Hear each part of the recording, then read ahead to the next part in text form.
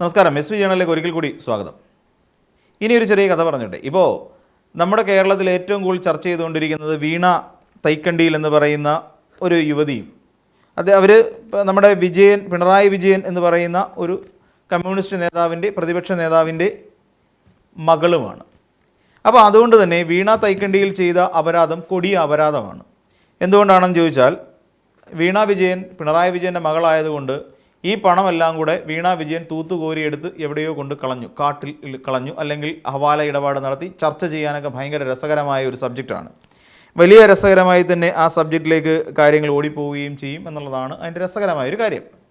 ഇനിയും ഇവിടെ നമ്മൾ ചില കാര്യങ്ങളിലൂടെ കണ്ണോടിക്കുമ്പോൾ 186 മറ്റോ കോടി രൂപ 182 കോടിയുടെ അഴിമതിയാണ് ശരിക്കും ഈ ശശിധരൻ കർത്ത എന്ന് പറയുന്ന ആൾ നടത്തിയിട്ടുള്ളത്. നമ്മുടെ കേരളത്തിൽ നടത്തിയ അഴിമതി അതാണ്. ശശിധരൻ കർത്ത 182 കോടി. ഈ 182 കോടി രൂപയുടെ അഴിമതി ശശിധരൻ കർത്ത കേന്ദ്രത്തിന് ടാക്സ് വെട്ടിച്ചു. എന്നാൽ ഇവിടെ ഈ നമ്മുടെ വിദേശത്തേക്ക് 85 ലക്ഷം രൂപ എന്തോ ആണ് അയച്ചത്. വലിയ തെറ്റായിപ്പോയി. 85 ലക്ഷം രൂപ വിദേശത്തേക്ക് അയച്ചു. അത് ഫെമ ആക്ട് എന്നൊക്കെ പറയുന്ന കുറേ സംഭവങ്ങളിലൂടെ കൊടുക്കാനുള്ള ശ്രമമാണ്. ഹവാല ഇടപാട് നടത്തി. ഇതിൽ ഈ 182 കോടിയിൽ നിന്ന് ആകെ ഈ നമ്മുടെ വീണ തൈക്കണ്ടിയിൽ ലഭിച്ചിരിക്കുന്ന എത്രയാണെന്നറിയോ? ആകെ എല്ലാം കൂടെ ചേർത്തൊരു 3 കോടിക്ക് അകത്താണ് ലഭിച്ചിരിക്കുന്നത്. കറക്റ്റ് പറഞ്ഞാൽ 2-2.25 കോടി, അത് ആ കണക്കിലേ വരുള്ളൂ. അപ്പോൾ അതായത് 182 കോടി രൂപ മുടക്കിയിരിക്കുന്ന, അല്ലെങ്കിൽ അദ്ദേഹത്തിൻ്റെ കണക്കുകൾക്ക് അല്ലെങ്കിൽ കണക്ക് വ്യാജമായി നിർമ്മിച്ച 182 കോടി രൂപ. ഇതിൽ വീണ തൈക്കണ്ടിയിൽ ആകെ മേടിച്ചിരിക്കുന്നത് 2 കോടി 3 കോടിക്കകത്ത് വരുന്ന തുകയേ ഉള്ളൂ. അപ്പോൾ ബാക്കി വരുന്ന തുക എവിടെ പോയി? 179 കോടിയെക്കുറിച്ച് എന്താണ് ഇവരാരും അന്വേഷിക്കാത്തത്? അവിടെ അന്വേഷണം നടക്കേണ്ടതല്ലേ? അന്വേഷണം നടക്കേണ്ടതുണ്ട്.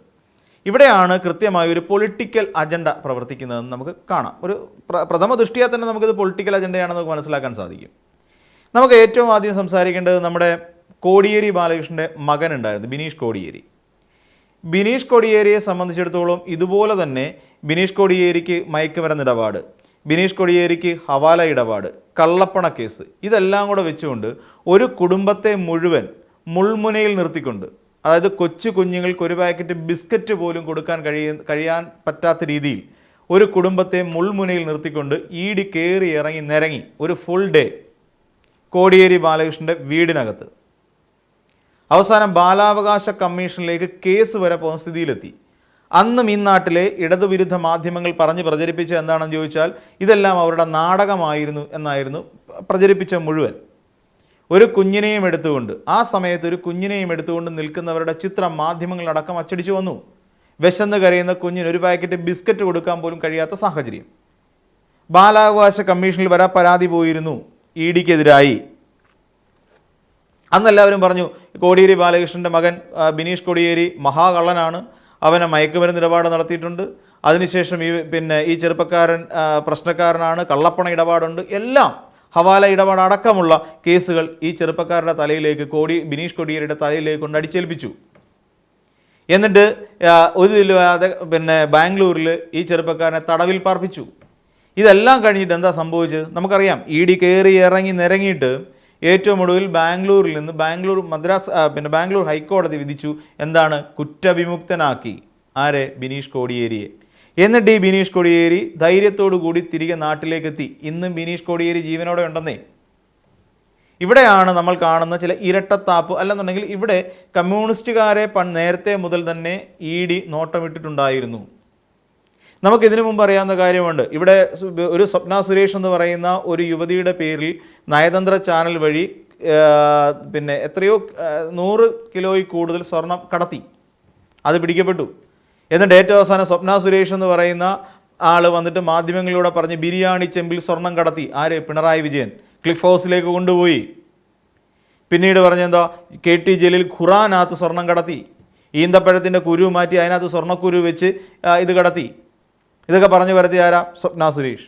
ഈ സ്വപ്ന സുരേഷ് ആരായിരുന്നു? നയതന്ത്ര ചാനൽ വഴി സ്വർണം കടത്തിയതിലെ പ്രധാന പ്രതിയായിരുന്നു. എന്നിട്ട് ഇവരിതെല്ലാം പറഞ്ഞുകൊണ്ട് നടന്നു. ഇഡി കയറി ഇറങ്ങി, NIA അന്വേഷിച്ചു. എന്നിട്ട് എന്തുണ്ടായി? ഇവിടെ പിണറായി വിജയനെ പിടിച്ചുകൊണ്ട് പോകാൻ സാധിച്ചോ? പിണറായി വിജയൻ്റെ വീട്ടിൽ നിന്ന് ബിരിയാണി ചെമ്പിനകത്ത് സ്വർണം കൊണ്ടുവന്നതൊക്കെ ആയിട്ട് കണ്ടുപിടിച്ചോ? ഈ KT ജലീലിൻ്റെ കയ്യിലിരുന്ന ഖുറാനകത്ത് നിന്ന് സ്വർണം കിട്ടിയോ? കിട്ടിയില്ല. അപ്പോഴും EDയും NIAയും നമ്മുടെ കേരളത്തിലെ കമ്മ്യൂണിസ്റ്റ് നേതാവിനെ ഇങ്ങനെ വരിഞ്ഞ് മുറുക്കിക്കൊണ്ടിരിക്കുകയാണ്. അന്വേഷണം അന്വേഷണം അന്വേഷണം. എന്നിട്ട് വല്ലതും കിട്ടിയോ? ഒന്നും കിട്ടിയില്ല. ഇപ്പോൾ ദാ അടുത്തത്, ഇവിടെ രമേശ് ചെന്നിത്തല പറഞ്ഞിട്ടുണ്ട്, ഞങ്ങൾക്ക് പണം കിട്ടിയിട്ടുണ്ട്. ആരുടെ കയ്യിൽ നിന്ന്?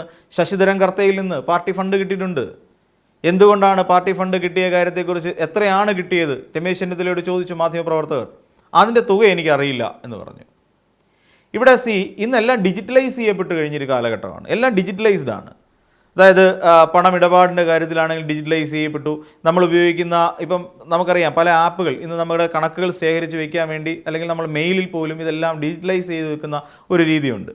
എല്ലാം ഡിജിറ്റലൈസ് ചെയ്ത് വെക്കാറുണ്ട്. അപ്പോൾ അങ്ങനെയുള്ള ഒരു സാഹചര്യത്തിൽ ഒരു ഡയറിയിലും ഒരു തുണ്ട് പേപ്പറിലും എഴുതി വെച്ചത് എങ്ങനെയാണ് തെളിവാകുന്നത്? ഇങ്ങനെ ഒരു തെളിവ് അവതരിപ്പിക്കാൻ എന്ത് ധൈര്യമാണ് EDക്കുണ്ടായത്? ഒരു ഡയറിക്കുള്ളിൽ ഒരു NIA ആൾ വിചാരിച്ചാൽ എഴുതി ചേർക്കാൻ പറ്റുന്ന കാര്യങ്ങളേ ഉള്ളൂ ഇതെല്ലാം. എന്നിട്ട് പറഞ്ഞാൽ മതിയല്ലോ, ആ ഡയറിയിൽ നിന്ന് ഹവാല ഇടപാടിൻ്റെ കണക്കുകൾ ഞങ്ങൾക്ക് കിട്ടി, തെളിവുകളായി ഞങ്ങൾക്ക് കിട്ടി എന്ന് മാധ്യമങ്ങളുടെ മുന്നിൽ ഒരു പത്രക്കുറിപ്പ് എടുത്ത് കൊടുത്താൽ എന്താ കുഴപ്പം? ഈ ഇടപാടുകൾ, ഹവാല ഇടപാട് 85 ലക്ഷം രൂപ അങ്ങോട്ടേക്ക് അയച്ചിട്ടുണ്ട്, ദുബൈയിലേക്ക് അയച്ചിട്ടുണ്ട്, വിദേശത്തേക്ക് അയച്ചു, 20 കോടിയുടെ ഇടപാട് നടത്തി. ഇതെല്ലാം ഒരു തുണ്ട് ഇപ്പോൾ ഒരു നമ്മുടെ മുന്നിലിരിക്കുന്ന ഒരു ഡയറിക്കകത്ത് എഴുതി വെക്കാൻ വലിയ ബുദ്ധിമുട്ടുകളൊന്നുമില്ല. ഒരു തുണ്ടുകടലാസിൽ ആ പേപ്പറുകൾ എഴുതി വെക്കുന്നതിൽ ബുദ്ധിമുട്ടില്ല. എന്ന് ആലോചിച്ച് നോക്കൂ, 85 ലക്ഷം രൂപയുടെ ഇടപാടാണ്. 85 ലക്ഷം രൂപയുടെ ഇടപാട്. ആ 85 ലക്ഷം രൂപയുടെ ഇടപാട് ഡിജിറ്റലായിട്ട് സൂക്ഷിക്കുമോ അതോ ഇതുപോലെ വെറും ഡയറിക്കകത്ത് എഴുതി സൂക്ഷിക്കുമോ? ഇവിടെയാണ് നമ്മൾ മനസ്സിലാക്കേണ്ടത്. ഇവിടെ എന്ത് നടക്കാം, ഏത് തരത്തിലുള്ള കൃത്രിമത്വം വേണമെങ്കിലും ഇതിനകത്ത് കൊണ്ടുവരാൻ കഴിയുമെന്നുള്ളതിൻ്റെ ഒരു സൂചനയാണ് പറഞ്ഞത്.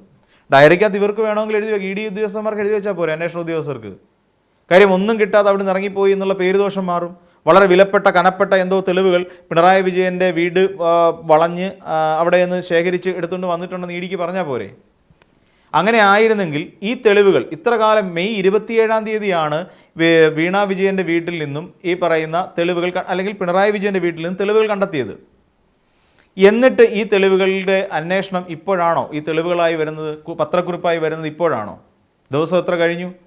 മെയ് 27 കഴിഞ്ഞു, ജൂൺ 27 കഴിയുന്നു, ജൂലൈ 27 കഴിയുന്നു. ഇതാ ഇപ്പോൾ ഓഗസ്റ്റ് 27 ഇനി ഏതാനും ദിവസങ്ങൾ മാത്രം ബാക്കി.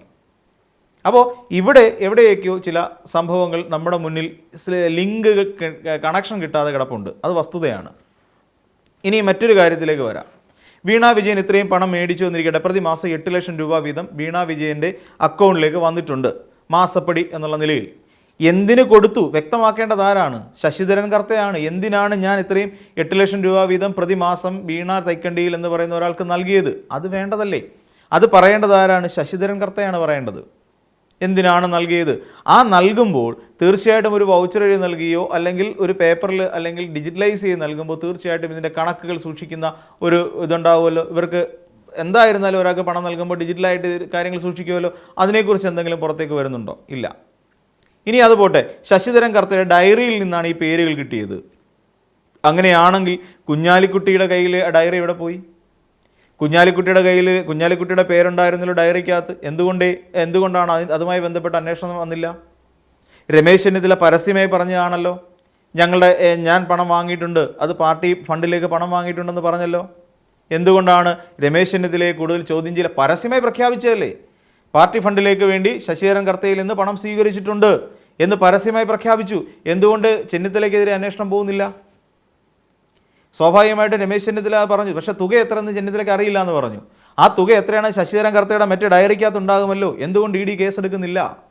ED കേസെടുക്കണമെന്നല്ല പറഞ്ഞത്, എന്തുകൊണ്ട് അന്വേഷണത്തിലേക്ക് പോകുന്നില്ല അതാണ് പറഞ്ഞത്. ഇത് ഫോക്കസ്ഡ് ആയിട്ട് നടക്കുന്ന ഒരു അന്വേഷണമാണ്. അതായത് പിണറായി വിജയൻ എന്ന് പറയുന്ന ഒരു വ്യക്തിയെയും പിണറായി വിജയൻ്റെ മകൾ, പിണറായി വിജയൻ തെറ്റൊന്നും ചെയ്തിട്ടില്ല എന്നുള്ള കാര്യം, പിണറായി വിജയനകത്ത് ഇടപാടില്ല എന്നുള്ള കാര്യവും ഈ EDക്കും ഇവിടുത്തെ കോൺഗ്രസ്സുകാർക്കും വളരെ കൃത്യമായിട്ട് അറിയാം. ഇനിയും കേന്ദ്ര സർക്കാർ ഈ പറയുന്ന കോൺഗ്രസ്സുകാർ പറഞ്ഞാൽ അനുസരിക്കുമോ എന്നുള്ളതായിരിക്കും അടുത്ത ചോദ്യം.